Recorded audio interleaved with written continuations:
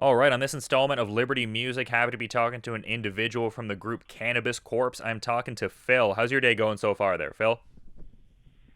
I was doing great. We just crossed the border from Ottawa. We played in Ottawa last night, and today we're playing Manchester, New Hampshire. So we had to cross over the border and drive about 5 hours to get here. But we're here, and I'm ready to start setting up for the show and play some death metal for these people. Yeah, absolutely. And you played the Toronto show relatively recently as well. How did that go over there? It was a fun show. We really had a good time. We always are happy to jam out for all the Torontoians, and it's a treat to go there because it's kind of far away from Richmond, Virginia, where we're from. So it's all good. Yeah, and I'm kind of wondering like when the initial thought for this project kind of came about because I'm noticing that there's a lot of like affiliated groups attached to this act, like Municipal Waste and like 6 Feet Under and some groups like that. So I'm kind of wondering, like, was it just like a function of like, oh, it'd be cool to have this like sort of like fun kind of side project, like make like weed informed kind of like death metal songs? Like, when was the, I guess, initial thought process with all that?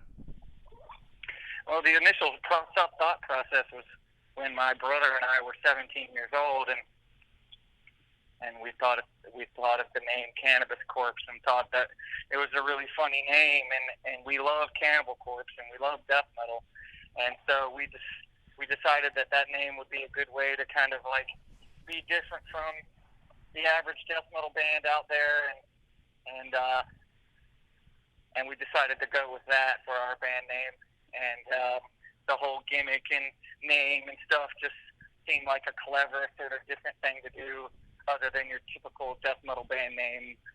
We could have called our band Bloody Death Skull or something, and I don't think anybody would have given a shit. But the name Cannabis Corpse kind of helped us get our foot in the door with a lot of people, so, that was the plan. Yeah, for sure. And when did you kind of realize that there'd only be like so much mileage with like the Cannibal Corpse song titles as far as like parodying them a little bit? Like, was that kind of like a fun thing in a way though? Like, oh, hey, let's open it up to, making cannabis puns about like other, death metal songs and stuff like that. Oh yeah, I mean, eventually we got to the point where we were like, there's a little bit of a limit to how many Cannibal Corpse songs you can parody, obviously, because there's only a handful of, they have about 12 albums out or something, maybe even more than that, so we just opened it up to other death metal bands that we like, and we've come up with some really hilarious shit over the years by opening it up to other bands, and it's just kind of like an homage. I mean, we love all these bands, and they're the whole reason why I play music, so everything we do is with love. Yeah, absolutely. And you guys have a few projects under your belt at this point. I'm kind of wondering, is each album and altogether like separate sort of like snapshot in time, or is there some sort of like learning curve, like this linear pattern whereby like you learn something from the previous record that can inform what you want to do with the next one? Like, is there any kind of learning curve between records, or is each just kind of like a unique snapshot in time? Absolutely, 1,000%.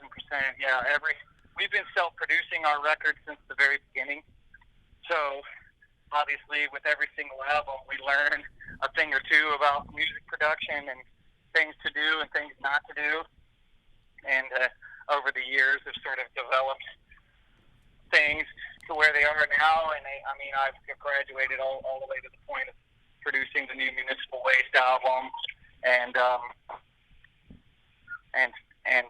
all the Iron Reagan records.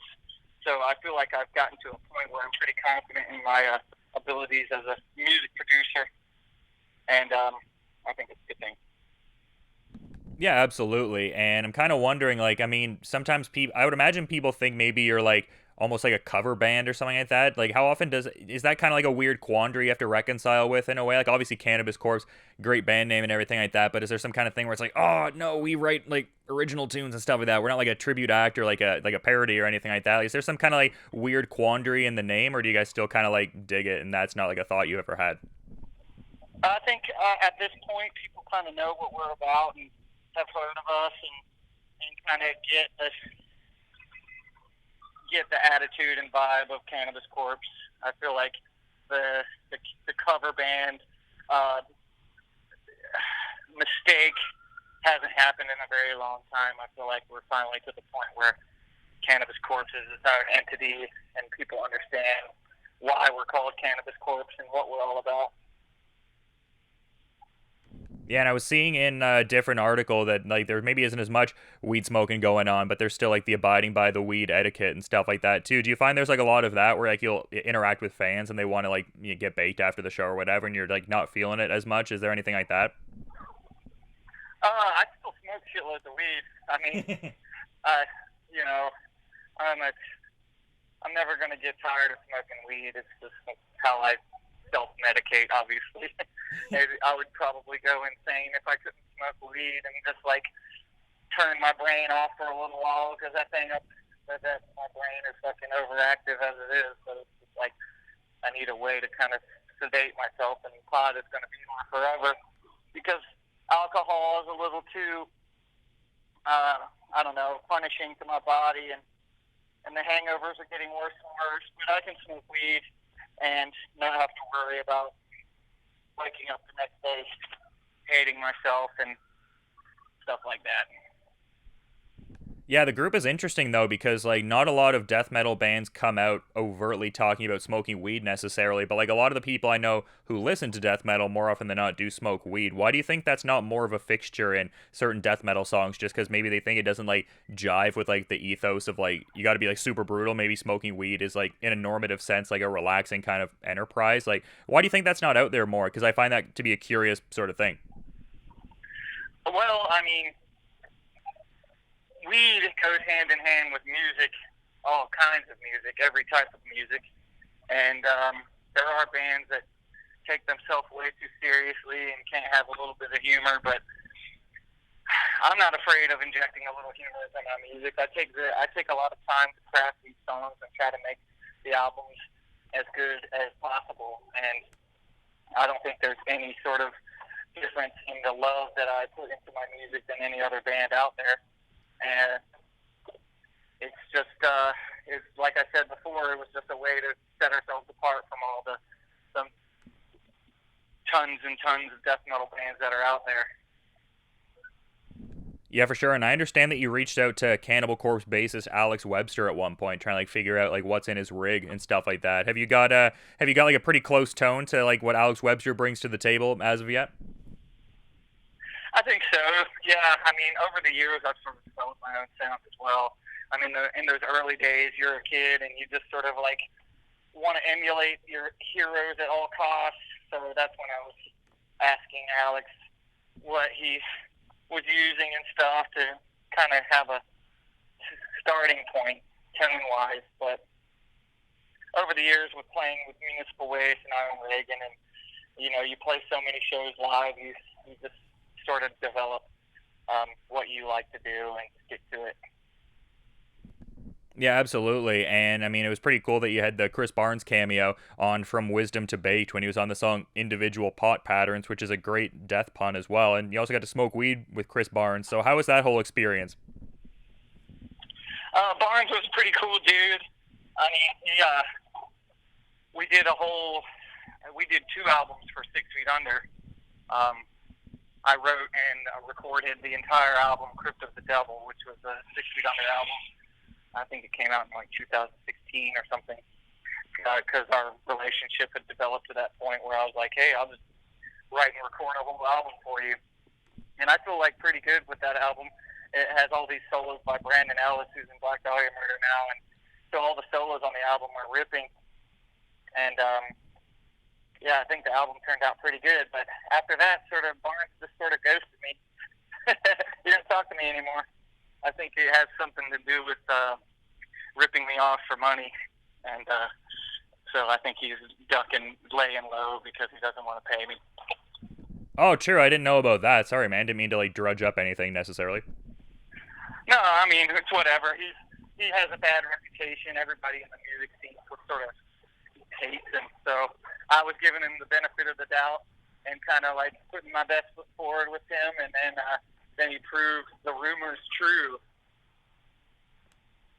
Yeah, it's unfortunate when that can happen for sure. But like talking about the projects you're involved in, I mean, I alluded to some groups like Municipal Waste, Iron Reagan, and obviously Cannabis Corpse too. I imagine like there's like pretty much just perpetual touring and like recording music and stuff like that. How do you go about like managing like what you need to do with all those different projects and allocating the appropriate amount of time to each band?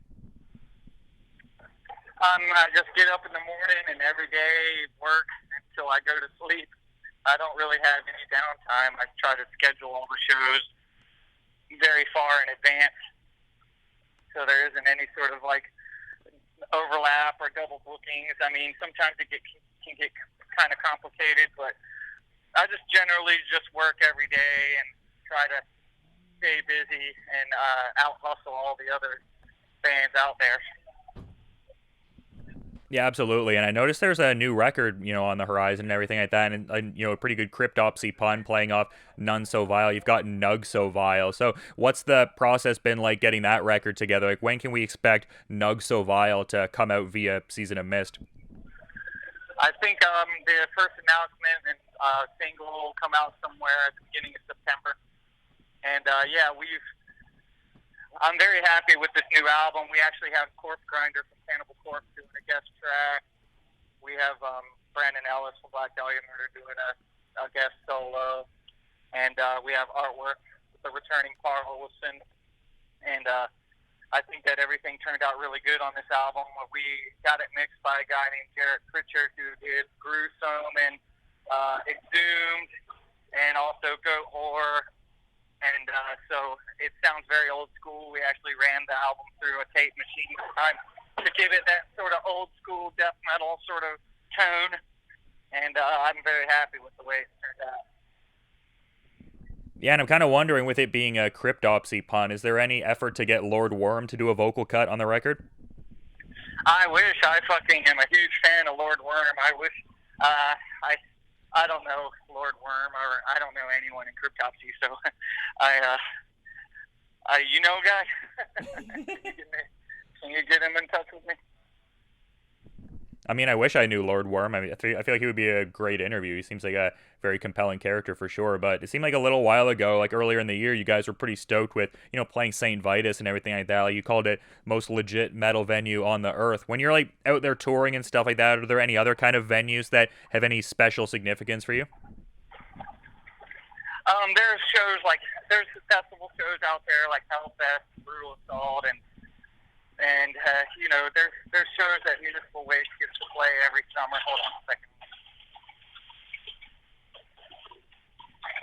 And those every summer when we get to go out there and play festivals, we're really pumped on it because it's really fun. It sounds good. Yeah, so we're getting ready to sound check. How much do you want to continue this interview later, or can we wrap it up? Oh yeah, for sure, man. Don't want to encroach on the set time and everything like that. Is there anything you want to maybe add as a parting thought as we're wrapping up here, though? Hold on, I'm not going to cut you off. Hold on. Let me walk into the next room.